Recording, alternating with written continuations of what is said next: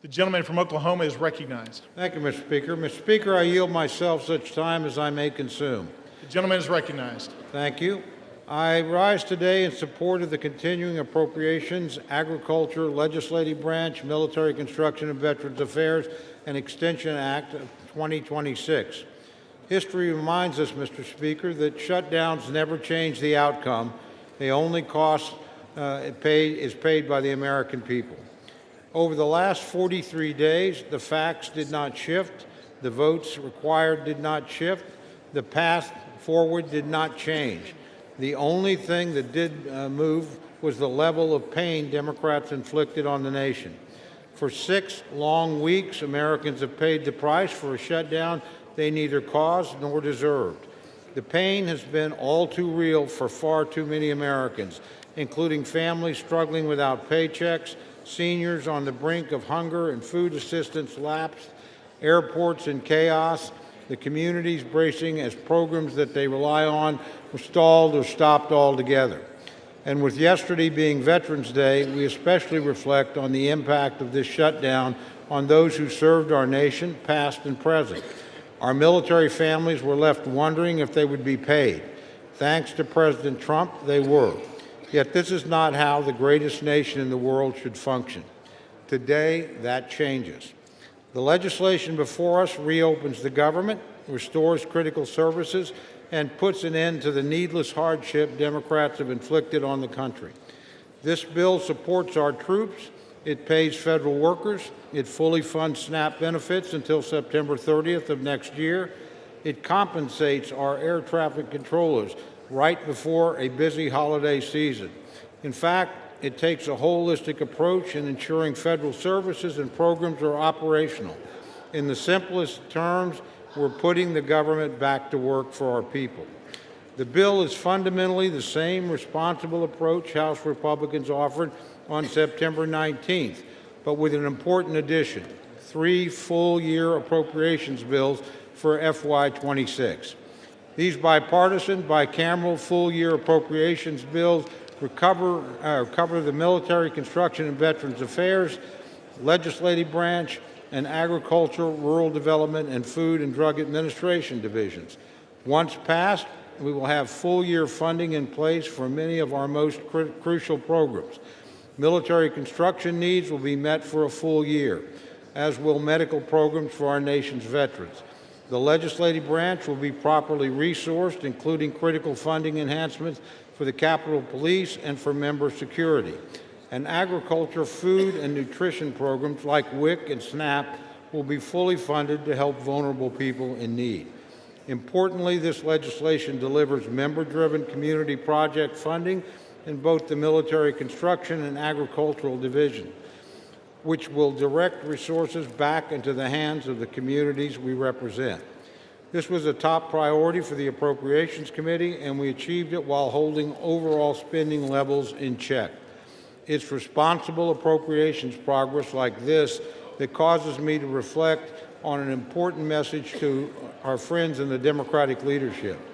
My sincere apologies to Minority Leaders Jeffries and Schumer, but after today, you will no longer get to hold the government hostage, and you will not get to force a rushed, pork-filled Christmas omnibus at the end of the year. Republicans have actively restored a responsible line-by-line process. Over the next few months, we will continue this work and efforts through regular order. This Article 1 advancement is an accomplishment that every member of this chamber can be proud of, regardless of party. Yet some still need to decide what they stand for today. So to my colleagues on the other side of the aisle, do you want the leverage or do you want to legislate? Do you treat Americans as collateral damage or as constituents? And do you answer to your caucus or your country? For Republicans, the answer has been clear for the last 43 days. We have and we will continue to put Americans first. Democrats can join us. They have an opportunity to make the responsible choice to reopen our government and pass 3 official full-year appropriations bills. 8 Senate Democrats saw reason and did exactly that. I hope House Democrats do the same. True courage is taking responsible action for the nation, even when politics makes it inconvenient. Let's reopen the government and get back to work. With that, Mr. Speaker, I reserve the balance of my time. The gentleman from Oklahoma reserves. The gentlelady from Connecticut is recognized. Thank you, Mr. Speaker. The House is not in order. Thank you. House will be in order. Thank you very much, Mr. Speaker. I yield myself 7 minutes. The gentlelady is recognized. I rise in opposition to this bill that does nothing, not one thing, to address the Republican health care crisis amid a cost of living crisis. More than 20 million Americans will have to pay double, even triple their monthly insurance premiums in just a matter of weeks. And this bill leaves families without even a glimmer of hope that their costs might go down. Energy prices are up, grocery prices are up, housing costs are up. When 2/3 of American workers are living paycheck to paycheck, you can understand why the most important issue on their minds is affordability. What does President Trump say? And I quote, "Affordability is a con job," end quote. How out of touch can you be? Mr. President, start to listen to the American people, not your millionaire, billionaire friends. President Trump and my Republican colleagues refuse to address this issue. They continue to avoid it. They were so intent on avoiding it that they shut down the government instead of dealing with it. Speaker Johnson has indicated that he will not deal with it. He has shown no interest in holding a vote on extending the health care subsidies, which would prevent monthly costs from soaring. Republicans have tried to say they will deal with this problem their own way, but they have no plan. They are trying to repeal the Affordable Care Act, as they have been trying to do unsuccessfully for 15 years. However, they are poised to succeed, which is why it is so important for this continuing resolution to fail. President Trump and Republicans, their plan is to drive up prices for everybody, compounding the cost of living crisis. More than 2 million Americans are expected to lose their health insurance next year because it has simply become too expensive. There are more than 50 pages of health care provisions in this bill. Not one of them stops costs from skyrocketing at the beginning of next year. Not one of them offers relief to American families being squeezed tighter and tighter by the Republican crisis. There is one group of people, however, who will receive some relief thanks to this bill. United States senators who may have participated in an insurrection, snuck into this bill at the 11th hour by Senate Republicans, is a provision to pay out at least $1 million each to 8 United States senators implicated in the January 6th insurrection. Understand, this is a corrupt precedent. This is where members can profit from their own votes. It's the fleecing of the American people, which they get and understand. At the same time, this bill excludes a provision that will order a plaque to be hung that honors the police officers who put their lives on the line to defend our democracy from that same insurrection. What a contrast. It is yet another instance of this administration's shameless corruption that is financially ruining American families. While there is $230 million for the president to pay himself from the Department of Justice, $8 million for some of his closest Senate allies, $200 million for a pair of private jets for the Department of Homeland Security Secretary, $40 billion to Argentina, the American people are left with nothing but higher costs. This bill also fails to fully cover the Toxic Exposure Fund, which was created to support veterans exposed to burn pits and Agent Orange. We made a promise to stand by the men and women who served our country in uniform. This bill does not live up to that promise.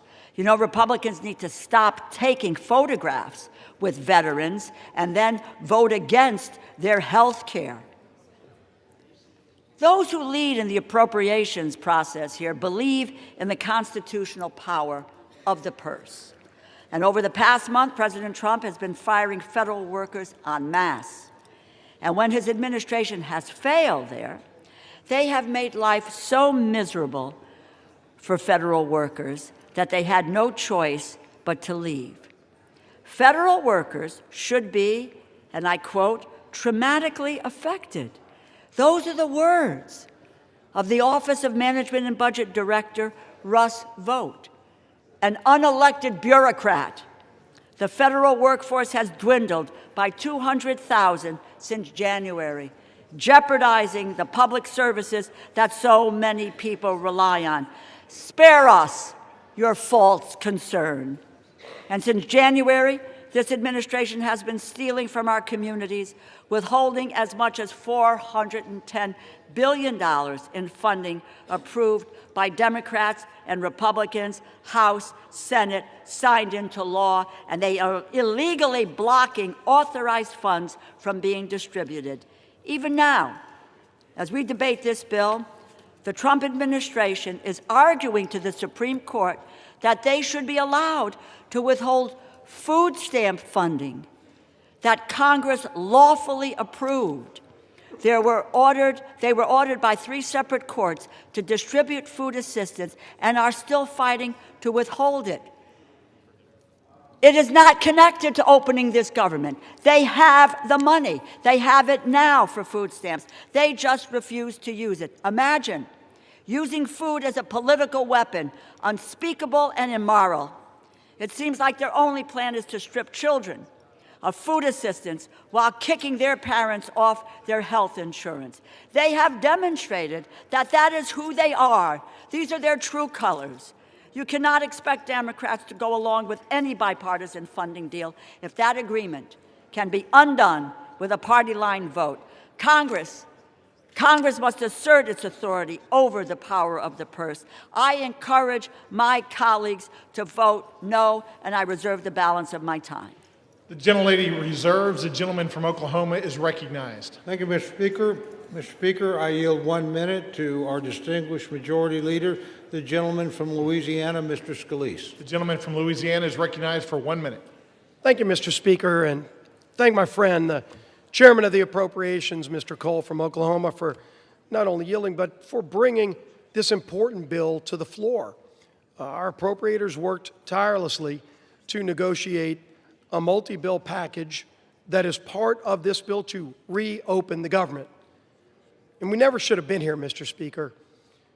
We tried as Republicans over a month ago to prevent a government shutdown. We had a vote here on the House floor. 99% of Republicans voted to keep the government open, and 99% of Democrats voted to shut it down.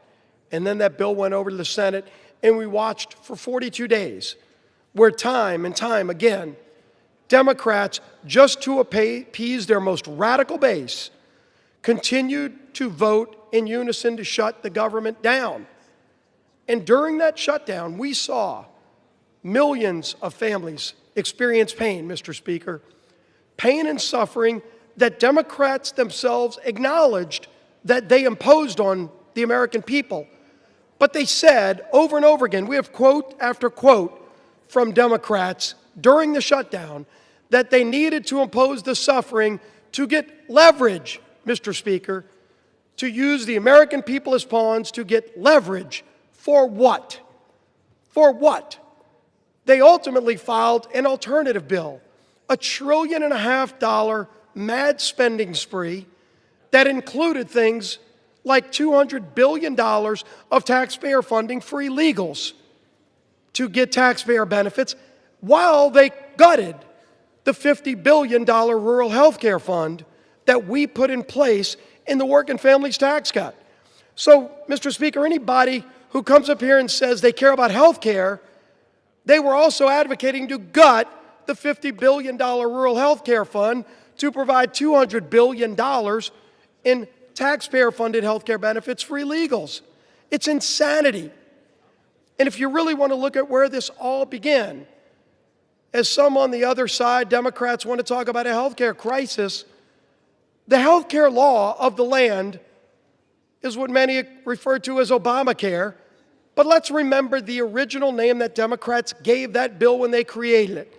They called it the Affordable Care Act. The Affordable Care Act. Only Democrats voted for it. Republicans knew it was going to be anything but affordable. It was going to interfere with the doctor-patient relationship. And unfortunately, it's done that. But if you want to talk about affordable, and maybe the only other bill that's more laughable in its name is the Inflation Reduction Act. Yeah, that's another product brought to you by Democrat-only votes. The Inflation Reduction Act, which ushered in the inflation under Joe Biden that we're still trying to shake today. But the Affordable Care Act, Mr. Speaker, since it started, Americans have seen over 80% increases in their health care costs because of a Democrat-created bill that they want to now blame on Republicans. I understand why they would want to try to now pawn that off on somebody else. But then if you look over time, during COVID, they created a temporary relief fund, not to individuals, Mr. Speaker, but to insurance companies. Democrats created a temporary, they called it temporary in the law, temporary COVID relief tax credit to insurance companies to bail out big insurance companies who are seeing record profits, and that's now what they want Republicans to renew. An insurance company bailout that Democrats created to be temporary. They set it up to expire. And now they're saying that the world's going to end if that insurance company bailout doesn't get renewed. While at the same time, when we as Republicans worked to actually lower premiums for families, they fought it every step of the way. That's right. We had a bill that we passed through this House just a few months ago in the Working Families Tax Credit. Part of that bill was called the cost share reduction, was scored by the CBO to lower premiums for families by over 12%. And what happened? It gets over, and by the way, every Democrat voted against that too, because they've never cared about lowering premiums. Then that bill gets over to the Senate. Senate Democrats worked overtime to get that provision removed. And if you go look at Senate Democrat Budget Committee website, they still brag that they removed that provision that would have lowered premiums for families. So, absolutely, Republicans have worked and will continue, by the way, to work to lower premiums for families. But make no mistake, the high premiums that everybody faces today are a result of the inaptly named Affordable Care Act and the many failures associated with it. But this bill today is about ending the misery Democrats created on families. That is just about funding the government, not about solving other problems that we should be working to solve, but about getting the government back open while not holding the American people hostage. And that, Mr. Speaker, is what has disgusted the American people most during this shutdown. That should have never happened, but it's that it has caused real suffering for American families. Our men and women in uniform that had to wonder whether or not they're going to get paid. Air traffic controllers who already had a highly stressful job and then had to show up for work without getting paid. Multiple paychecks missed. Now you're seeing, because a lot of those air traffic controllers have to go work jobs as Uber drivers. They aren't even being able to show up for work because they still have bills due, their rent's due. They're trying to put food on their table, and Democrats want to vote no tonight to keep denying them food. The 42 million SNAP recipients, those people that are low income that need those food benefits, if you vote no today, you are voting to deny those 42 million low-income families basic food needs. Don't talk about how much you care about low-income people and vote no tonight to deny them food, basic services, basic things that American families need who shouldn't be part of the leverage Democrats want to show their radical base that they're fighting Donald Trump because they're upset with the results of the election from November. It is time to end this madness, Mr. Speaker. Let's get this government back open. Let's go negotiate our differences, which are many, but let's do it while not continuing to hold the American people hostage. I urge my Democrat colleagues who have voted relentlessly to shut this government down and to impose this suffering on the American people to stop. Stop imposing the suffering. Let's open the government. Let's get back to the work of the American people. I yield back the balance of my time. The gentleman from Louisiana yields back. Does the gentleman from Oklahoma reserve? I do, Mr. Speaker. The gentleman reserves. The gentlelady from Connecticut is recognized. I remind the majority leader that a 60-year-old couple earning $82,800 per year, annual premiums will rise by over $17,000, a 255% increase. It now gives me great pleasure to yield 3 minutes to the gentleman from Georgia, the distinguished ranking member of the Agricultural and Rural Development Subcommittee, Mr. Bishop. The gentleman from Georgia is recognized for 3 minutes. Thank you, Ranking Member DeLauro. As Ranking Member of the Agriculture, Rural Development, and FDA Subcommittee, I rise to oppose this bill, though it does represent, for the most part, solid bipartisan work to provide investments in agriculture in rural America. I am disappointed that the rest of it falls far short of the needs of most Americans. Healthcare providers and patients are frustrated and frightened by the imminent skyrocketing of healthcare costs caused by the loss of the ACA tax credits and cuts to Medicaid, Medicare, and life-saving biomedical research. My constituent, Angela Holmes, is unable to walk without debilitating pain. She's worried that without tax credits, she won't be able to afford health insurance to complete the multiple back surgeries she needs. For many Georgians, health care is a matter of life and death. Our Republican colleagues could have corrected this in the Rules Committee, but they rejected an amendment last night that would have lowered health premium costs. To me, that's unconscionable. So are the administration's actions during the shutdown. As a Christian, I'm outraged that USDA used the shutdown to illegally withhold SNAP from 42 million Americans. USDA had the chance to do the right thing and use designated contingency funds, but rejected it. And when ordered to do so by the courts, they fought all the way to the Supreme Court to keep hungry families from receiving food. America produces the highest quality, safest, most affordable, and abundant food, fiber, and medicine anywhere in the world. To that end, this bill provides many welcome investments. It fully funds SNAP and WIC, replenishes the SNAP and WIC contingency funds, and fully funds cash value vouchers for fruits and vegetables for women and children. It also helps rural America by providing $1 billion in single-family direct home loans, $120 million over the House level, and funding water and wastewater programs at $446 million, both issues that Democrats tried to address in full committee. The bill provides $1.8 billion for the Agricultural Research Service, $1.6 billion for NIFA, protecting farmers, small businesses, and families against President Trump's budget request to eliminate land-grant university research and extension activities across the country. I'm pleased to see that the bill language requires USDA to notify Congress before canceling grants over $1 million. The agricultural portion of this bill does make positive steps in the right direction. The bill discards many of the harmful policy riders, which in the House bill, yet it does not go far enough to negate House language falsely questioning the safety of mifepristone and encouraging FDA to explore liability protections for certain infant formula manufacturers, over which the agency has absolutely no jurisdiction. And while the overall funding package may reopen the government for a month or two, this bill does not address the breach of trust this administration has demonstrated since January. They fail to follow the law, and we cannot trust that they will even execute this bill if we vote on it today. The gentleman's time has expired. They have 15 seconds. 15 seconds. The gentleman is recognized for an additional 15 seconds. They fail to follow the law, and we can't trust that they'll execute the law. They cut SNAP by 20% in the big ugly bill this summer, dismounted funded federal programs, fired federal workers, and illegally ignored court orders. This bill fails to address the health care crisis, and bipartisan outrage has erupted over language in the bill to pay millions of dollars of taxpayer dollars to a handful of senators whose phone records were subpoenaed in relation to the January 6th investigation. It's a bad bill. Oppose. Gentleman's time has expired. The gentleman yields back.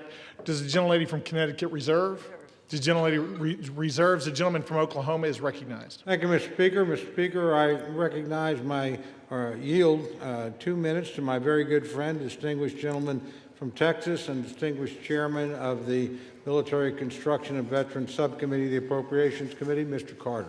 The gentleman from Texas is recognized for 2 minutes. Thank you, Mr. Speaker, and I want to thank my longtime friend, colleague, and the chairman of the Appropriations Committee, Mr. Cole, for yielding me the time. I rise in support of H.R. 5371 and look forward to reopening the government. The shutdown has gone on long enough, and it's time to end it. Yesterday was Veterans Day, and it's a timely reminder of the commitment our armed forces personnel have made and the responsibility that we have to take care of those who serve our nation. Military Construction and Veteran Affairs component of the legislation meets that goal. The legislation includes $133.3 billion for the Department of Veterans Affairs, including $113.8 billion for the discretionary funding for the VA medical care. It includes critical funding for Medicare, medical health services, telehealth services, veterans homelessness programs, medical research programs, and rural health initiatives. It invests in information technology, including robust investments in VA electronic health record modernization. Fully funds all mandatory veterans benefits, including veterans disability compensation programs, education benefits, and vocational rehabilitation and employment training. Nearly $20 billion for the Department of Defense military construction programs. This amount funds nearly 300 projects at military bases around the world. Yield the gentleman an additional 15 seconds, Mr. Speaker. The gentleman has an additional 15 seconds. It includes $3 billion to improve and maintain housing for service members, provides requested resources for the American Battle Monuments, Armed Forces Retirement Home, and operations of Arlington Cemetery. I want to thank Mr. Cole for his endless work to get us to this point. The gentleman's and time I has urge my expired. colleagues to join me in supporting the bill. And I yield back. The gentleman yields back. Does the gentleman from Oklahoma reserve? The gentleman reserves. The gentlelady from Connecticut is recognized. Mr. Speaker, I yield 3 minutes to the gentlewoman from Florida, the distinguished ranking member of the Military Construction and Veterans Affairs Subcommittee, Ms. Wasserman Schultz. The gentlelady from Florida is recognized for 3 minutes. Thank you, Mr. Speaker, and I thank the gentlewoman for yielding. I rise to oppose this slush fund for senators bill that will force health care costs to explode for millions of Americans. In fact, this legislation guarantees only 2 things. Republican senators suspected of helping Trump try to steal an election will get a whole lot richer, and life will get more expensive for everyone else. That's because this bill adds rocket fuel to Republicans' larger assault on Americans' access to quality, affordable health care. Remember, Mr. Speaker, Republicans already slashed $1 trillion from Medicaid, $500 billion from Medicare, and let Trump steal billions in medical research. But with this bill, Republicans dump massive health care price hikes on struggling Americans. Millions will be priced out of any coverage at all, which will drive coverage costs up and health services down for all of us. It's a health budget nightmare for America's families and a slush fund lottery win for 8 Republican senators. Because the one thing that we can all agree on, unless you're Jeffrey Epstein's best friend in the White House, is that the cost of living is out of control. Rent, home insurance, and electric bills are all soaring. The cost of beef, coffee, and vegetables just keep climbing. People are really struggling to get by. Yet Donald Trump continues to block SNAP benefits to 42 million struggling seniors, patients, and veterans. How anyone could swipe food from the plates of nearly 20 million children like that is simply disgusting, but that same moral bankruptcy is embedded in this bill.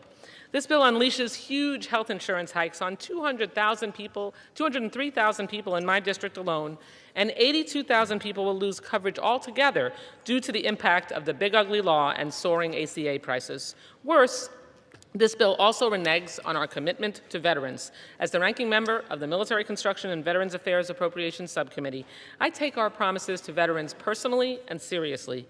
Just this summer, I secured bipartisan support for my amendment to restore $51.7 billion in advance funding for the Toxic Exposures Fund. This is funding, mind you, that President Trump sought in his budget. Yet as Republicans slipped a slush fund for senators into this bill, they gutted a critical funding protection for veterans. Just so we're all clear, average Americans will see their kitchen table budget blow up from the health coverage price hikes, and veterans will see their future health care funding for toxic exposures put in jeopardy. Also, billionaires can keep getting huge tax breaks. It's hard to pick between the worst moral outrages behind this bill. Was it covering up for Epstein's best friend for nearly 2 months, just so Republicans could vacation and avoid negotiating a better health care plan for our struggling families?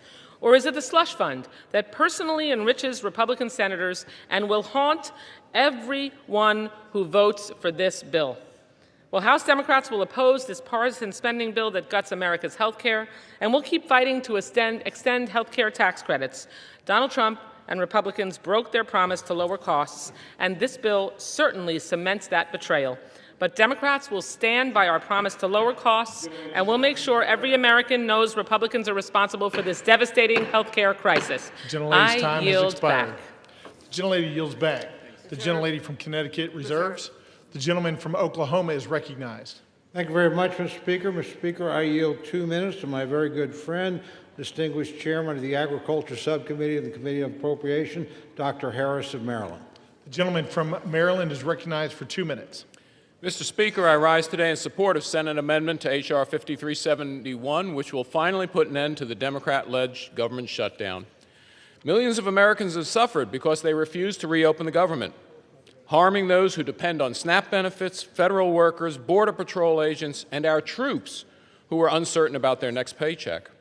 This legislation extends government funding to the end of January 2026, thereby blocking attempts to force a budget-busting omnibus at the last minute before Christmas. It also includes the FY 2026 Agriculture, Rural Development, and Food and Drug Administration Appropriations Act. Republicans have effectively locked in disciplined, flat spending levels while supporting the Trump administration's policy priorities. The agriculture bill provides $26.65 billion in discretionary spending, which is level with the current amounts while also including community project funding. This bill provides critical funding support to America's farmers, ranchers, and rural communities. It ensures both USDA and FDA can safeguard our nation's food and drug supply and fully funds nutrition programs, including SNAP and WIC. Additionally, the bill closes the hemp loophole that has resulted in the spread of unregulated, intoxicating hemp-derived products that are being sold online and in gas stations and corner stores across the country. Many of these products are accessible and attractive to children, resulting in thousands of calls to U.S. poison control centers, with more than 30% involving children aged 5 years and younger. This provision is supported by 39 states' attorney general and over 81 national and state public health, medical, law enforcement, and other organizations. It's beyond disappointing that our colleagues on the other side of the aisle will soon be voting to continue the chaos and uncertainty of a government shutdown. But this is what responsible Republican government looks like. We stared down the radical Democrats' outrageous budget-busting demands and held the line for hardworking American taxpayers. I want to thank Appropriations Chairman Cole for his leadership, strongly encourage my colleagues to support this legislation. Mr. Chair, I yield back time. The gentleman from Maryland yields back. Does the gentleman from Oklahoma reserve? The gentleman reserves. The gentlelady from Connecticut is recognized. Mr. Speaker, I yield 3 minutes to the gentleman from New York, the distinguished ranking member of the Legislative Branch Subcommittee, Mr. Espaillat. The gentleman from New York is recognized for 3 minutes. Thank you, Mr. Speaker. I rise today in strong opposition to the Senate's amendment to H.R. 5371 because once again, the Senate has put other interests ahead of those of the American people. Today's backroom deal does nothing to stop 20 million Americans that will see their health care premiums double or triple. And it does absolutely nothing to stop provisions in the reconciliation package that will strip 50 million people of the Medicaid coverage. These cuts will have a resounding impact for individuals and the healthcare industry and economy as a whole. Safety net hospitals like Montefiore in my district and federally funded clinics like Borinque in East Harlem face having to eliminate services or completely close. Families, seniors, and children who go to these clinics and hospitals cannot afford to lose health care coverage. On top of that, Mr. Speaker, the legislative branch bill, which was done unilaterally, not with the consultation of both sides, it was done on its own, in the Senate, in the dark, in cahoots with a bunch of people, includes a provision that will line the pockets of 8 senators that we know of by allowing them to sue the government for millions of dollars if the Department of Justice subpoenas their phone records or seeks a lawful non-disclosure order. While families in my district are stretching every single dollar just to pay for food and rent, senators want a personal payout if law enforcement dares to hold them accountable. At every turn of this shutdown and fight for health care access, Republicans and the Trump administration have tried to inflict suffering as much as possible. For weeks, the administration held food stamps hostage. And even when some states comply with a court ruling to release full benefits, the president demanded that they be clawed back. Even when governors stepped up and said, we don't want people to go hungry, they ran to court, Mr. Speaker, to take $6.20 away from poor people. Who does that? Explain that to me. Who takes $6.20 away from a single mom or a hungry senior? That's the state of America today. Unbelievable. And here we are to vote on this. I will be casting my vote as a no. In fact, it will be a hell no tonight.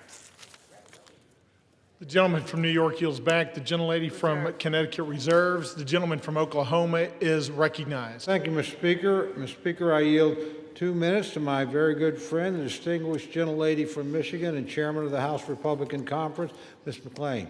The gentlelady from Michigan is recognized for 2 minutes. Thank you, Mr. Chairman, and thank you, Mr. Speaker. And God, I love the compassion and the passion on the other side of the aisle. You know, we're worried about taking money out of families. Well, you know what? Y'all can do the right thing and vote yes. If not, you're the ones that are taking money from needy families, not us, because yes means yes, we want to feed the families. We want to have SNAP programs. No means we don't fund those programs. See how simple that is? But keep on with the rhetoric. I mean, it's cute, but the American people don't buy it. So, I mean, listen, for the past 40 days, Democrats have inflicted needless pain on hardworking Americans. They stranded millions of travelers. They denied food assistance for hungry families. And how did they do that? When you vote no to continue funding, that means you deny food stamps for hungry families. No means no, you don't want to pay them. Yes, like the Republicans vote, that means yes, we do want to pay them. So, you know, they left our troops wondering when they'd get their next paycheck. And for what, Mr. Speaker? To use the American people as leverage. Don't take my word for it, take theirs. Leverage for more wasteful Washington spending. Spending that no one other than the radical left ever wanted. And to remind the American people, they wanted $1.5 trillion of their hard-earned tax dollars. But what did they get in return? They got nothing. They got nothing because Republicans refused to waste the American people's money. Not a dime for their radical climate change, not a dollar for tax-funded benefits for illegals, and not one single concession to their radical far left base.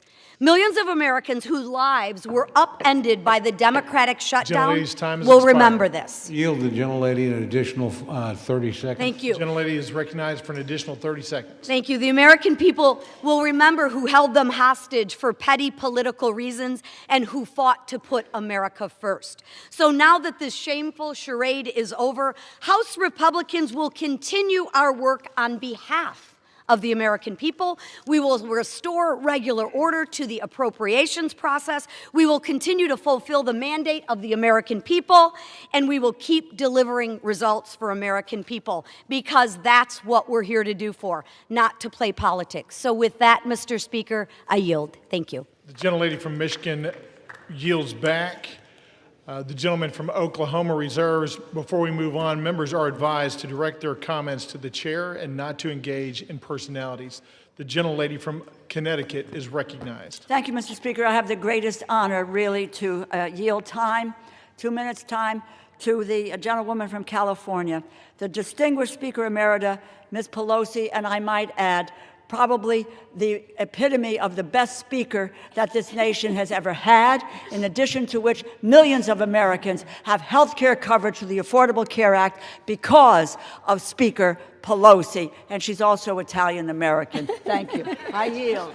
And a grandmother. The gentlelady from California is recognized. Thank you, Mr. Speaker. I thank the gentlewoman for yielding, Madam Chair, and once and future Chair of the Appropriations Committee, and thank her for her leadership and her kind words. I take heed, Mr. Speaker, of your comment to address my remarks to you and not to your colleagues. So I can say to you, and perhaps you can tell them, either they don't know what they're talking about or they don't care about meeting the needs of the American people. Did any one of them vote? Did any one of them vote to eliminate a need for a pre-existing condition in health care? Not one of them. Did any one of them vote to say if your children get to be 26, until they're 26 years old, they have access to your policy? Not one of them. Did any of them vote to bring a woman as being a pre-existing medical condition? Not one of them. The list goes on and on. Do any one of them vote for the Affordable Care Act, which, Mr. Speaker, you can tell them, was paid for? And then later, when we decided that we could extend the tax credits further so more people could have more access to care, did anyone vote for that? No. So all they have done is try to eliminate access to health care in our country. The public is catching on to them. You might tell them if a woman is born with a child that has a heart condition, she's out of luck with what they are proposing. If a father gets a stroke, forget about it. If you have a sibling with a disability, they don't care. And if your wife has breast cancer, you've got big bills to pay because they want to take away health care, whether it's Medicaid to tens of millions of people, $500 billion from Medicare for seniors and people with disabilities, millions of dollars added to the cost for families for access to the Affordable Care Act. The list goes on and on. Either they don't know or they don't care. I'll say one more thing as a grandmother and a mother.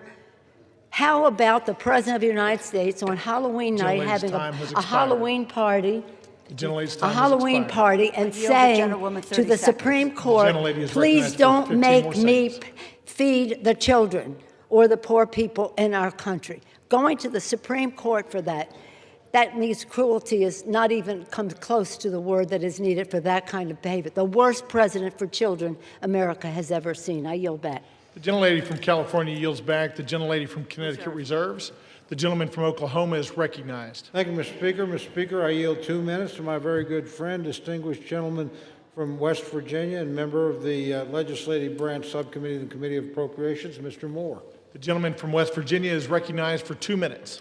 Thank you, Mr. Speaker. I rise today to support the Senate amendment to H.R. 5371, which includes full funding for the legislative branch. I'm honored to serve as the vice chairman of the Legislative Branch Subcommittee, and I'm grateful to Chairman Valadao for his leadership on that committee.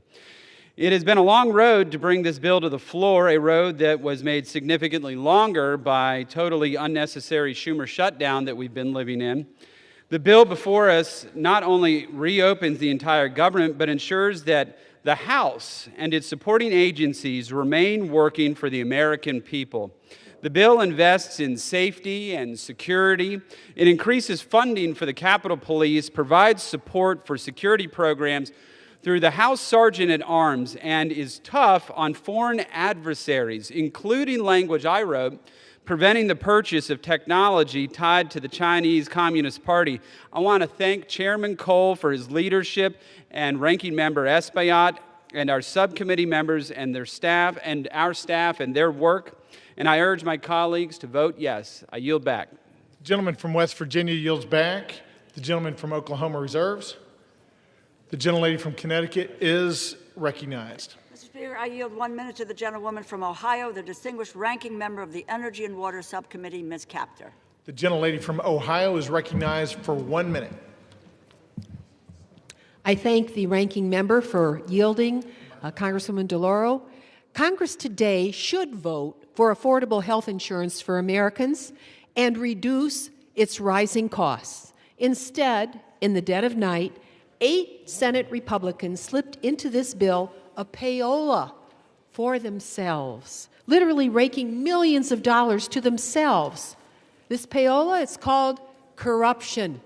Corruption. Millions of taxpayer dollars now are slated for Senators Graham, Hagerty, Hawley, Sullivan, Tuberville, Johnson, Loomis, and Blackburn. Each is teed up to personally rake in a minimum of $500,000 up to $1.5 million. Meanwhile, the American people need more affordable health insurance, but these senators, with their House allies, are lining their own pockets. I say no more tax breaks to billionaires and no payoffs to U.S. senators. This is what happens when power serves itself instead of the people. This isn't leadership, it's corruption disguised as legislation. Will the gentleman yield me 10 seconds? The gentlewoman's time has expired. No? Let's cleanse America of disgusting corruption. Power corrupts, absolute power corrupts, absolutely.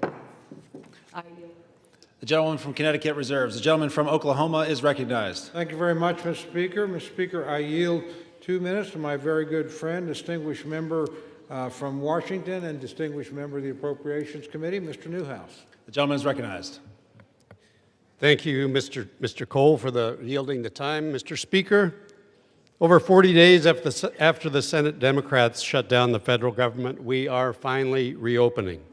The result of the shutdown has been thousands of employee furloughs, major disruptions to our air travel, service members going without pay, delayed food assistance for low-income individuals and families, and much, much more.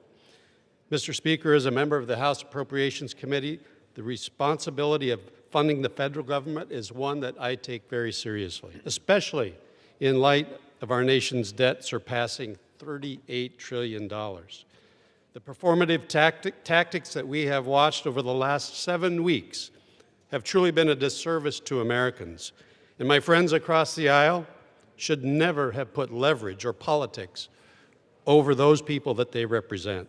But the most important thing right now is that we get back to work, making sure the federal government can provide the essential services that people depend on, and that Congress can continue working to pass full-year funding legislation providing responsible federal spending and fund those essential services.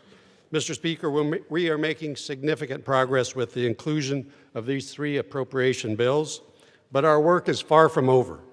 I encourage all my colleagues on both sides of the aisle to support this deal, vote to end this unnecessary shutdown, and help us get back to the business of hardworking Americans across this country.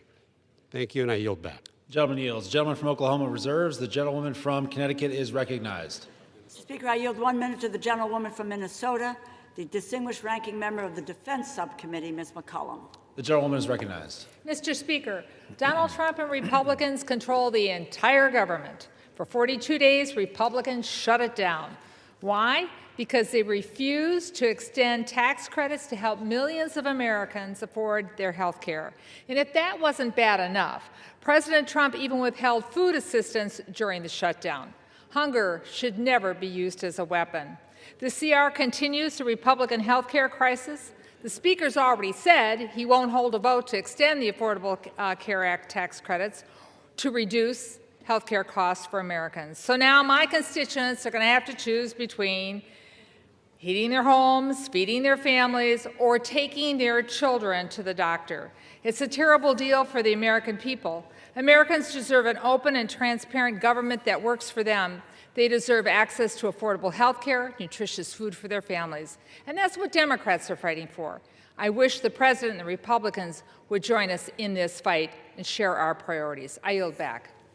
The gentlewoman from Connecticut reserves. The gentleman from Oklahoma is recognized. Thank you very much, Mr. Speaker. I yield 1 minute to my very good friend, the gentleman from Missouri and member of the Appropriations Committee, Mr. Alford. The gentleman is recognized. Well, thank you, Chairman Cole, for your leadership. Mr. Speaker, in the words of Yogi Berra, this seems like deja vu all over again. 59 days ago, I stood at this very lectern debating the ranking member and a friend of mine over the continuing resolution to keep our government open. On September 19th, we did our work in this body, but Senate Democrats chose to hold America hostage with the Schumer shutdown.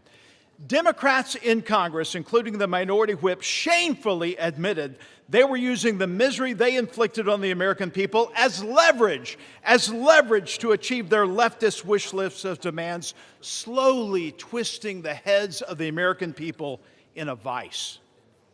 Tonight, I'm relieved to say the misery of the Schumer shutdown is on our doorstep. Mr. Speaker, this package proves that when Republicans stay united and put America first, we can govern with strength, compassion, and common sense. Tonight, Mr. Speaker, tonight we will reopen the government and liberate the Schumer hostages. And with that, I yield back. The gentleman yields. The gentleman from Oklahoma reserves. The gentlewoman from Connecticut is recognized. Mr. Speaker, I yield 1 minute to the gentlewoman from California, a member of the Appropriations Committee, Mrs. Torres. The gentlewoman is recognized. Mr. Speaker, I rise in strong opposition of this deeply flawed bill because the American people deserve better. Since Trump returned to office, Republicans have created an affordability nightmare, a mass transfer of hard-earned taxpayers' dollars to billionaires. In my district alone, more than 350,000 people are facing skyrocketing health care costs or cuts to critical services. Republicans shut down the government instead of finding bipartisan solutions to keep care affordable and took a 7-week paid hiatus, during doubling health care costs for working families, cutting off food assistance right before Thanksgiving, and letting Trump spend his holidays pardoning insurrectionists, enriching billionaires, cozying up to dictators, and building himself a new ballroom, all while taking food away from families in need. And now Senate Republicans want to reward themselves with a taxpayer-funded handout. Shameful, shameful, shameful. House Republicans should be here doing their jobs, not making life harder for working families. I urge a no vote. Members are advised to direct their comments to the chair and not to engage in personalities toward the president. The gentlewoman from Connecticut reserves. The gentleman from Oklahoma is recognized. Thank you, Mr. Speaker. Mr. Speaker, I yield 1 minute to my very good friend, distinguished gentleman from Texas and chairman of the House Budget Committee, Mr. Arrington. The gentleman is recognized. Mr. Speaker, the Democrats rejecting a clean CR, shutting the government down, creating all the havoc, the pain and suffering for our fellow Americans is so obviously disingenuous. They never vote against clean CRs. Never. For 4 years under Biden, you all didn't reject one clean CR. Chuck Schumer, in 44 years, never rejected a clean CR. So, Mr. Speaker, what's it about? They say policy. They put forward a proposal, Mr. Chairman. They said it's about health care for illegals. They repeal work requirements for able-bodied adults. That's an 80-20 issue in this country. They put forward a spending bill of $1.5 trillion. That's twice the discretionary budget. Mr. Chairman, they'd be spending more money than we've ever spent outside of COVID. That's their counter-proposal. It's not only disingenuous, it's unserious. So what's it about? It's about politics. It's about resisting and fighting and undermining Donald Trump. But here's the deal. They're not fighting and resisting Donald Trump. They're undermining the will of the American people that gave Trump the presidency. Yield the gentleman an additional 15 seconds. The gentleman is recognized. They undermined the will of the people who overwhelmingly elected President Trump and gave him the mandate of the America First agenda. So you're not resisting us. You're posturing and placating the radical left. And you are holding back what the American people wanted, and that was a new direction for this country. I yield back. Members are reminded to please direct their comments only to the chair. The gentleman from Oklahoma reserves. The gentlewoman from Connecticut is recognized. Mr. Speaker, I yield 1 minute to the gentleman from New Jersey, the distinguished ranking member of the Energy and Commerce Committee, Mr. Pelosi. The gentleman is recognized. Thank you, Mr. Speaker. I want my colleagues to understand that when the Affordable Care Act was adopted for middle-class people who could not afford health insurance. They had no other option. They had nowhere to go. You just would end up without health insurance. I have constituents coming to me now crying because their insurance is going from $500 a month to $1,500 a month. That's an increase of $1,000 a month. Who can afford that? No one in the middle class. At the end of 2024 last year, during a Democratic administration, the number of insured Americans was at a record high of about 95%. Democrats worked for that. Then Trump comes in, the Republicans come in with their big, ugly bill, and they make cuts to Medicaid, cuts to hospitals and nursing homes, and no funding to extend the ACA tax credits. So what's going to happen? More and more people will have no health insurance. That's the bottom line. They will not have health insurance, and the Republicans don't seem to care. But I want you to know that the Democrats care and will continue to fight for you. The gentleman yields. The gentlewoman from Connecticut reserves. The gentleman from Oklahoma is recognized. Thank you, Mr. Speaker. Speaker, I yield 1 minute to the distinguished gentleman from Guam, my very good friend, Mr. Moylan. The gentleman is recognized. Thank you to my friend from Oklahoma. Mr. Speaker, Guam is home to 3,372 federal employees, more than 43,000 SNAP recipients, and over 9,000 WIC recipients, and more than 20,000 veterans, all of whom have been impacted by this shutdown. If we continue to put politics over our country, my constituents will continue to suffer. Simply put, this gets us back on track, ensures funding for those who need it is in place, and turns the lights back on. This bill ensures that families receive the assistance they need, veterans have access to care, and our island is reimbursed for the sacrifice we made to keep federal programs running during this difficult time. I urge my colleagues to support this bill and to deliver for American people. The time for deliberation is when the government is open and people have the assistance they need. I reserve. The gentleman yields. The gentleman from Oklahoma reserves. The gentlewoman from Connecticut is recognized. Mr. Speaker, I yield 1 minute to the gentleman from Massachusetts, the distinguished ranking member of the Ways and Means Committee, Mr. Neal. The gentleman is recognized. Thank the gentlelady. Mr. Speaker, the destruction that is taking place in America's healthcare system during these 10 months is unbelievable. They've eviscerated the National Institutes of Health. They've cut back on the Centers for Disease Control, billions of dollars from Medicaid for a tax cut for the wealthy. Where do you see what's coming to America's hospitals after the next election? It's so contrived they waited until after the election to implement it. 24 million people are likely to lose health insurance if we don't implement these tax credits as suggested. The emergency room is going to be back in full force now because this is where people will go for their health care. All of this is taking place to justify a tax cut for people at the very top. And here's the real kicker. Our Republican colleagues of fiscal probity borrowed the money for the tax cuts. In 2017, it's $2.4 trillion. In the last tax bill, almost $4 trillion is borrowed for a tax cut for wealthy people.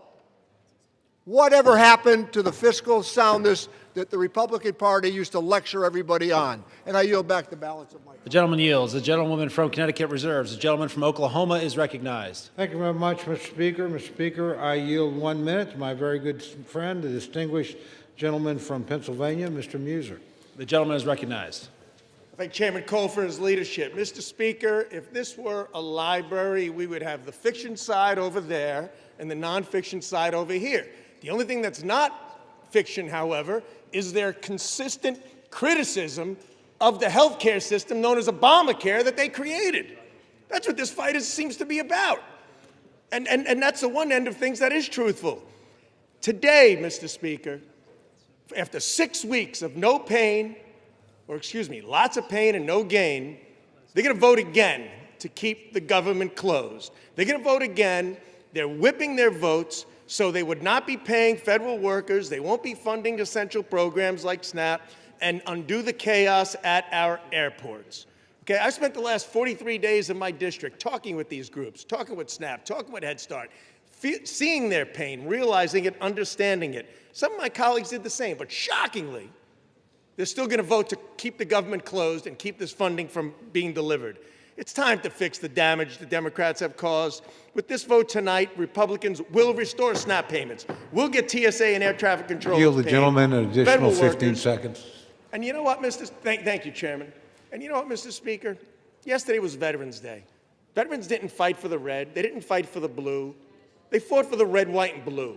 Maybe tonight we can follow their example. I yield back. The gentleman yields. The gentleman from Oklahoma reserves. The gentlewoman from Connecticut is recognized. Mr. Speaker, I yield 1 minute to the gentlewoman from Washington, Ms. Del Bene. The gentlewoman is recognized. Thank you, Mr. Speaker. This bill fails to address the fundamental needs of families across our country. Americans have made it crystal clear that affordability is their #1 concern.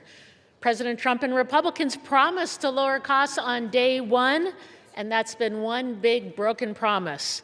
Healthcare premiums are skyrocketing because Republicans refuse to extend the ACA tax credits, causing healthcare costs to go up for everyone. Over 4 million people will be forced off their coverage next year because it's too expensive. This is on top of soaring prices for food, energy, and housing. It's unacceptable for the wealthiest nation in the world. Republicans who say they support affordable health care should be standing up for their constituents rather than following in line behind President Trump. I'm going to keep fighting for affordable health care and lower costs.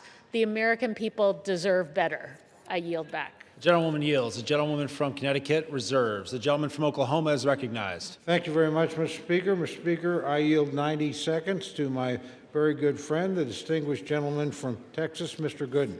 The gentleman is recognized. Thank you, Mr. Speaker. Throughout this sham and shame of a shutdown, we've heard so many lies from the Democrats. And over the last 45 days, and especially the last 45 minutes, I've heard them say this is an evil bill. Republicans don't care about the disabled. Trump is the worst president in history for children. They've said that Republicans are to blame for the fentanyl crisis. Republicans shouldn't take photos with veterans. January 6th, of course they mentioned that. Republicans are corrupt, and they've said that Republicans are starving kids. What they haven't said is the one thing that this bill does, which is open up the government. Not one Democrat is getting up here saying this bill opens the government. So let me remind them and my colleagues and the American people, this bill opens the government tonight. And the American people have Republicans to thank for ending this shutdown and opening the government. I urge a yes vote. I am proud to vote yes. And I am so disappointed in my Democratic colleagues because for the life of me, throughout my time in the House, I've heard them talk about how wonderful it is to keep the government open and that a shutdown is so bad and can never happen. And tonight they won't even admit that this bill opens the government and this is what we need for this country tonight. So I urge a yes vote and I yield back. The gentleman yields. The gentleman from Oklahoma reserves. The gentlewoman from Connecticut is recognized. Mr. Speaker, I yield 1 minute to the gentlewoman from California, Ms. Barragan. The gentlewoman is recognized.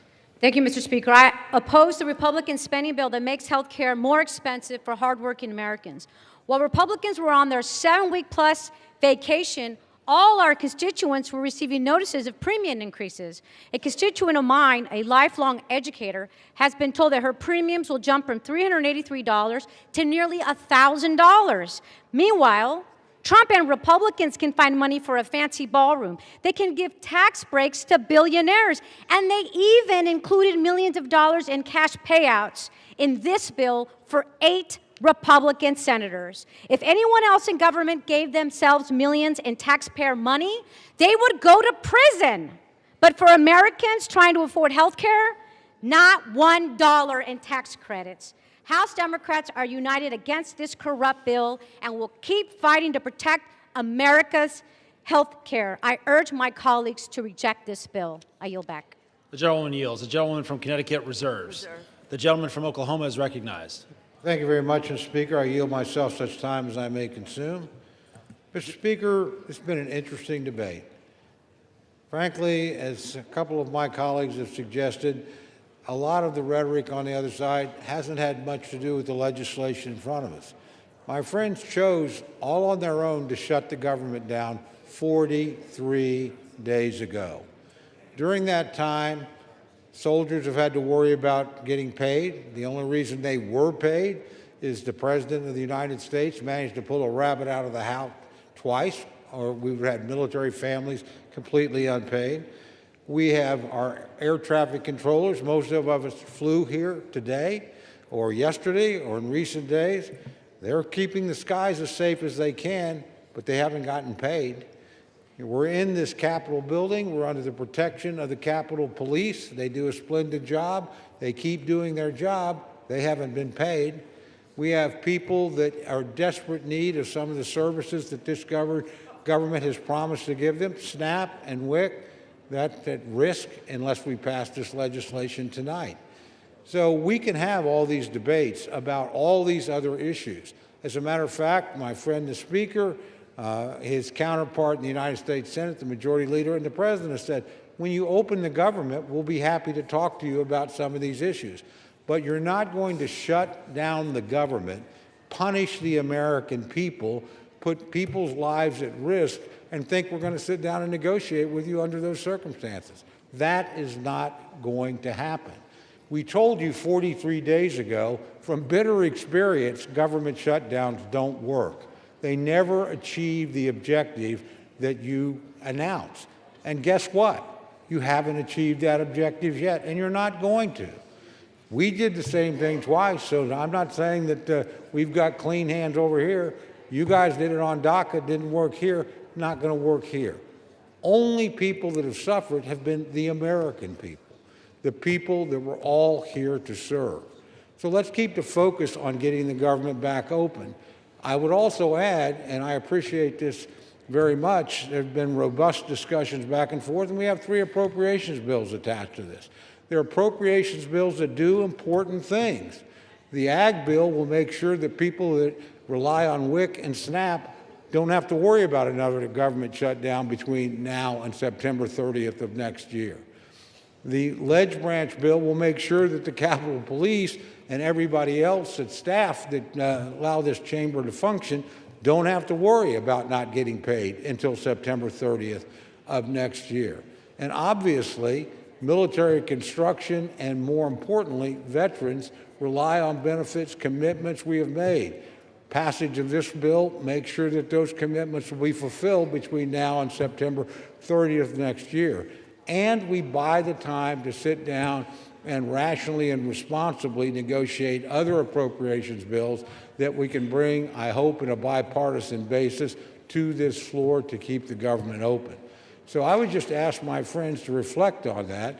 I hope some of you feel the weight of that decision. I know you do. And I hope you can vote to keep the government open. There's no excuse to shut it down. The United States Senate operated to keep it open in a bipartisan fashion. Now, it took them a long time to do it, but they got there. Let's not follow that example. Let's follow when they finally got the job done, they sent us a product. It's not a perfect product. It's got some things in it I don't like. But frankly, if we kept the government open, we would have never been in this situation in the first place. So I would just ask my friends to remember their constituents. I know they think about them. I know they're serious about the points they make. Reopen the government.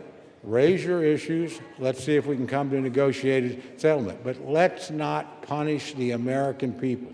A no vote on this, again, means soldiers and military families don't get paid. A no vote means that people in need of SNAP and WIC might not get it. A no vote means the people that allow us to come here and debate and work won't get paid either.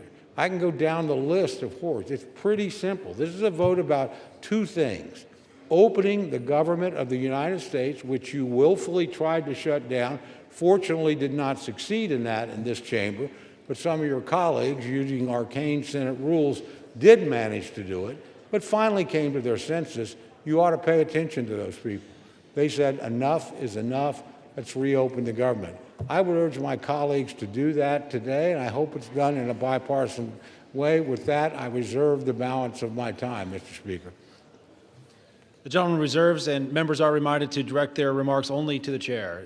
The gentlewoman from Connecticut is recognized. Mr. Speaker, I yield 3 minutes to the gentlewoman from Massachusetts, the distinguished Democratic whip, Ms. Clark. The gentlewoman is recognized. Thank you.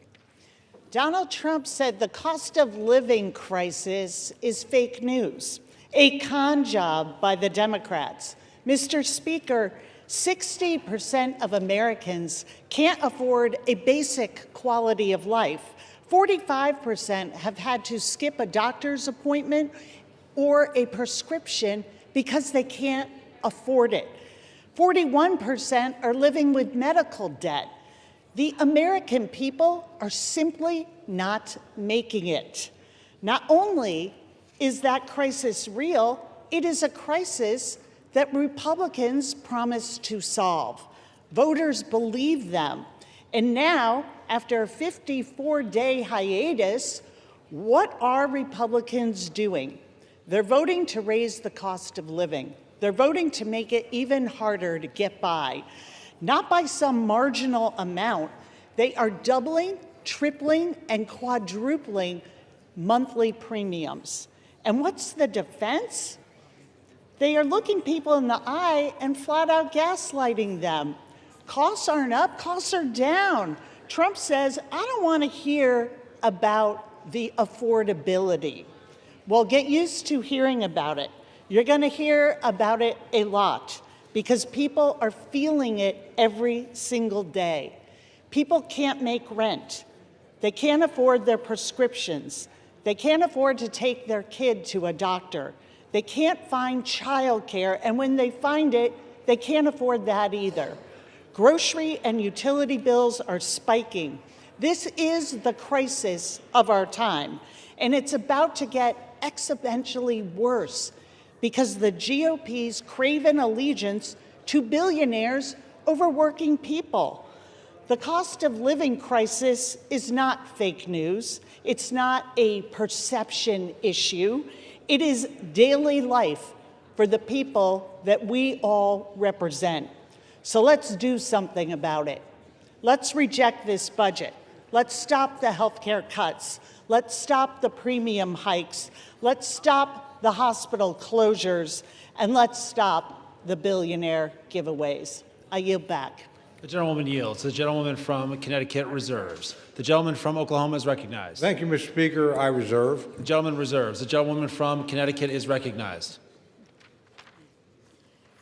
Mr. Speaker, this bill fails to prevent health care costs from skyrocketing.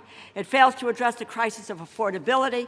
It fails to keep our promise to veterans. It provides $1 million jackpot to 8 senators. It fails to protect Congress's power of the purse. I encourage my colleagues to vote no, and I have the honor of yielding 1 minute to the gentleman from New York, our distinguished Democratic leader, Mr. Hakeem Jeffries. The gentleman is recognized. Thank you, Mr. Speaker, and I thank the distinguished gentlelady, the top Democrat on the House Appropriations Committee, for yielding and for her steadfast leadership on behalf of working families, hard-working American taxpayers in the great state of Connecticut and all across America.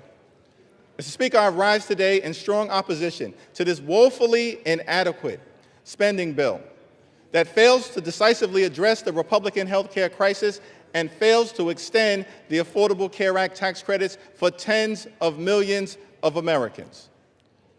Mr. Speaker, before I say anything further, let me say to our men and women in uniform, to our active duty troops, to our hardworking federal employees, to our civil servants, to our TSA agents, to our Capitol Police, to our staff here in the House of Representatives, to our air traffic controllers, thank you for your service. Thank you for your sacrifice. Thank you for the work that you do on behalf of the American people each and every day.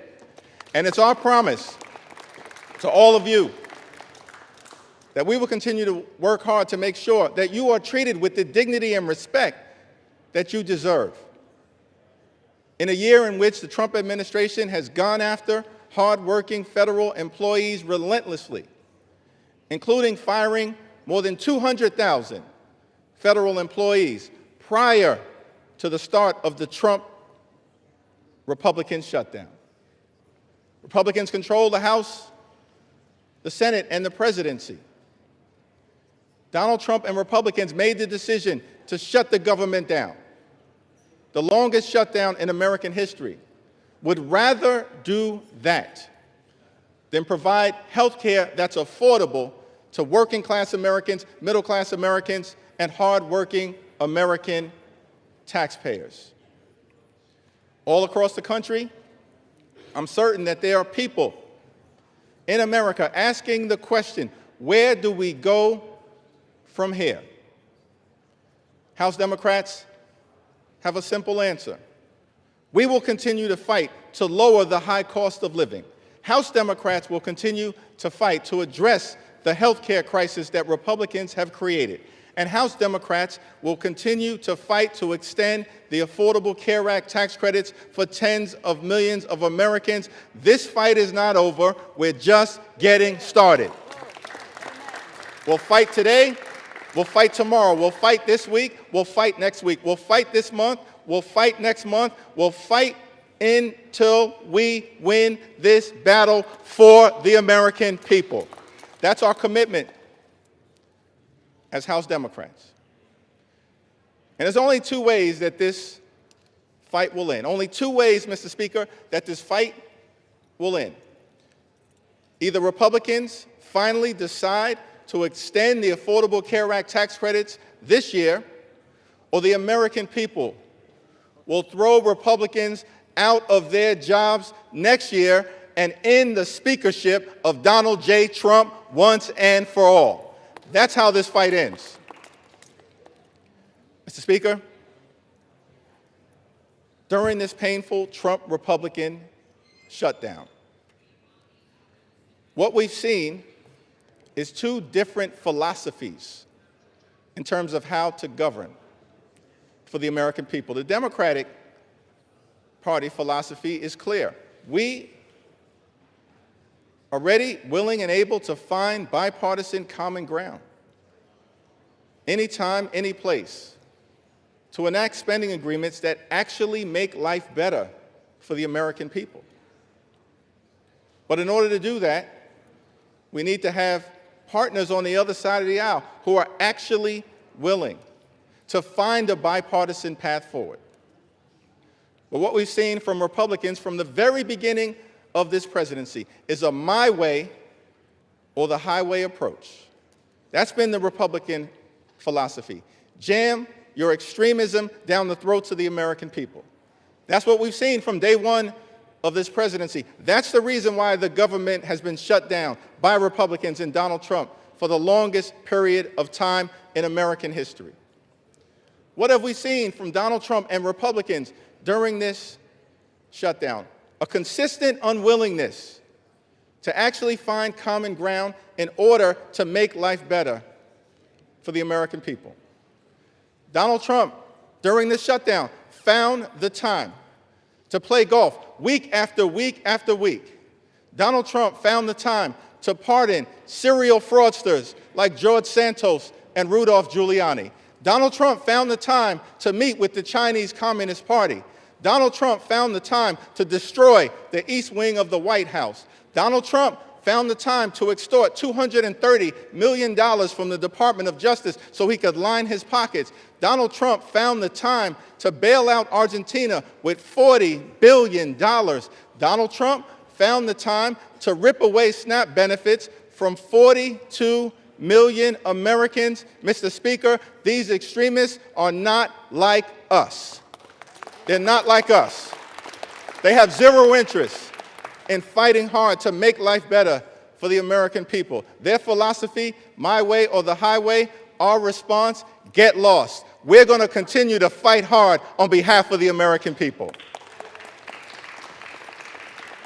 In the midst of a health care crisis and a cost of living crisis that is very real. Despite what Donald Trump, the leader of the Republican Party, has to say, he claims there is no affordability crisis in the United States of America. But why would anyone believe anything that Donald Trump or Republicans have to say on this issue? Because throughout 2024, before the election, Republicans in the House and in the Senate and Donald Trump on the campaign trail spent all of their time saying that costs were going to go down on day one. But costs haven't gone down. Republicans haven't done a damn thing to lower the high cost of living. Costs haven't gone down in this country. Costs have gone up. Inflation is on the way up. Housing costs out of control. Grocery costs out of control. Electricity bills out of control. Healthcare costs skyrocketing out of control. And in the midst of this affordability crisis, seeing this, Democrats said, we've got to fight to make sure that we extend the Affordable Care Act tax credits so that tens of millions of people, working class folks, middle class folks, people in rural America, working class America, small town America, the heartland of America, black and brown communities all throughout America, don't experience premium increases that in some cases will go up by $1,000 or $2,000 per year. In many cases, month after month after month, $1,000 or $2,000 per month, tens of thousands of dollars per year. Unacceptable in this country, the wealthiest country in the history of the world. And this is in the midst of a Republican health care crisis. Republicans enacted the largest cut to Medicaid in American history, ripped health insurance away from 14 million Americans. As a result of Republican policies, hospitals, nursing homes, and community-based health centers are closing all across America, including in rural parts of this great country of ours. And now, because of Republican refusal to extend the Affordable Care Act tax credits, tens of millions of Americans are at risk of being unable to afford to go see a doctor when they need one. In this country, the wealthiest country in the history of the world, it can't be the case that health care is simply a privilege for the wealthy, the well-off, and the well-connected. Mr. Speaker, that's the Republican perspective. We believe as Democrats that health care has to be a right, and a right that's affordable and available to every single American in the United States. That's what this fight is all about. And that's what the fight will continue to be about as we move forward. Many of my Republican colleagues have suggested that they want to deal with the health care affordability issue, that they want to address the Republican health care crisis that's devastating people all across this country. Well, we have an opportunity for you to do so.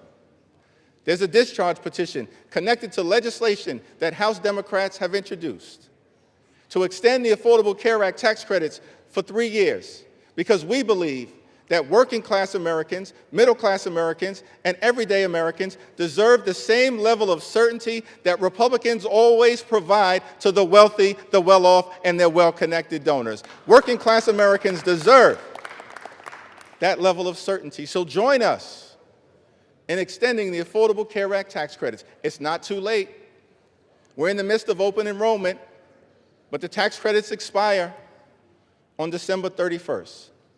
And we will stay on this issue until we get this issue resolved for everyday Americans.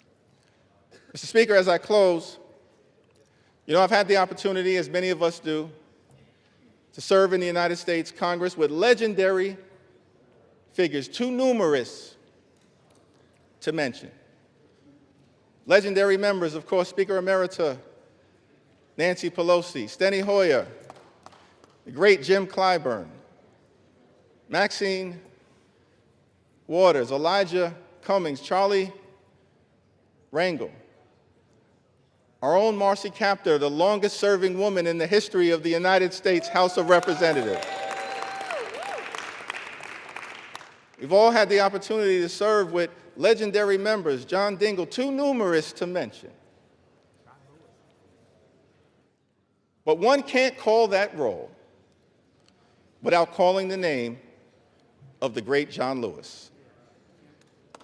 I had the distinct honor of serving with John Lewis for several terms. Many of us here in the House of Representatives did. I'll never forget, on my first day in the Congress, I had the opportunity to meet John Lewis for the first time in person. And he called me over to see him on the House floor, and he just asked me a simple question. He said, "Are you the new guy?" And I said, "Yes, sir, Mr. Lewis, I am." And he said, "Well, we're colleagues now. You don't have to call me Mr. Lewis, you can call me John." I said, "Yes, sir, Mr. Lewis, I understand." And then he said to me, "You're from Brooklyn, right?" Now, Mr. Speaker, I got to be honest, I was tempted to say, Brooklyn is always in the house. But instead, since my mother raised me with some sense, Lenita Jeffries, I said, "Yes, sir, I'm from Brooklyn." And then he said something to me that I've never forgotten. He said, "Well, I hear some positive things about you from your predecessor, but Washington, D.C., young man, can be a rough place. So I don't want you to get into any trouble unless it's good trouble." And I just wanted to stop by on the House floor to make sure it was clear to the American people that the spirit of John Lewis lives amongst House Democrats, and we will continue to get into good trouble to make their life better. That's our commitment to every single American all across this country, from this day and for every day moving forward. And it was John Lewis who said to us that ours is not the struggle of one day, 1 week, or 1 year. Ours is the struggle of a lifetime, and maybe even many lifetimes. And each one of us in every generation must do our part. Mr. Lewis, we love you.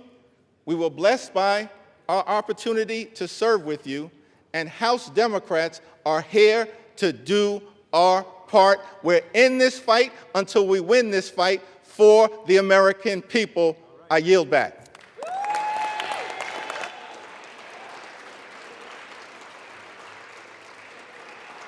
The gentleman yields. Members are reminded to refrain from engaging in personalities towards the president. The gentlewoman from Connecticut has 30 seconds remaining and is recognized. I yield back the balance of my time. The gentlewoman from Connecticut yields. The gentleman from Oklahoma is recognized. Thank you very much, Mr. Speaker. It's my distinct pleasure to yield the balance of our time to the distinguished Speaker of the House, my very good friend and a person I admire greatly. 1 minute. I'm actually just going to hold you to 1 minute, Mr. Okay. Speaker. My good friend, the gentleman from Louisiana, Speaker Mike Johnson. The gentleman from Louisiana is recognized.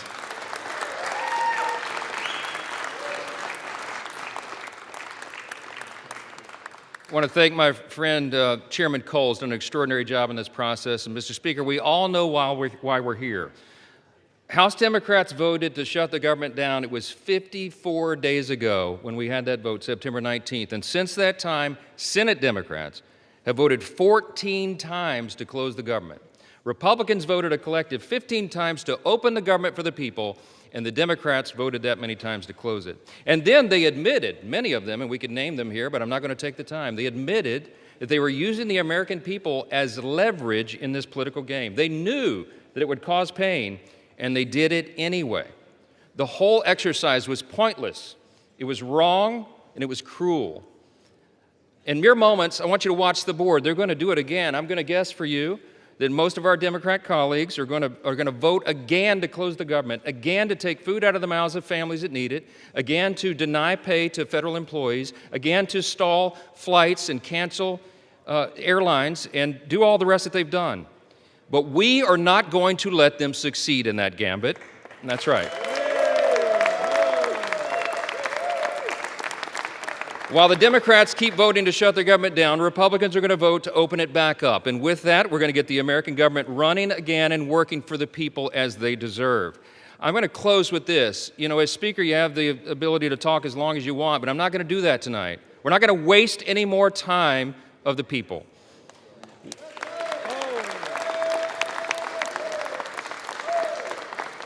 I'm just going to say this. I think that everybody needs to remember this one simple thing. From the very beginning of this whole ordeal, on the Republican side, we operated in good faith. We offered a clean, nonpartisan CR. We were honest and transparent with the American people from the very beginning, and every single day of the shutdown, we went out and looked right into the camera with a press conference and told the American people the simple truth. We have done for the people what has been right and just and truthful. And in the end, that is what God honors always. Don't forget it. We need to get this government open as soon as possible, and I'm going to yield back the remainder of my time so we can do that. The American people demand it and deserve it. My friends, let's get this done. Thank you. I yield back.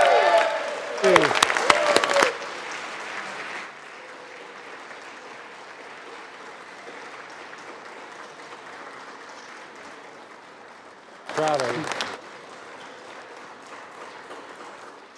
The gentleman yields. The gentleman from Oklahoma has 3 minutes remaining and is recognized. I yield back the balance of my time. The gentleman yields. All time for debate has expired.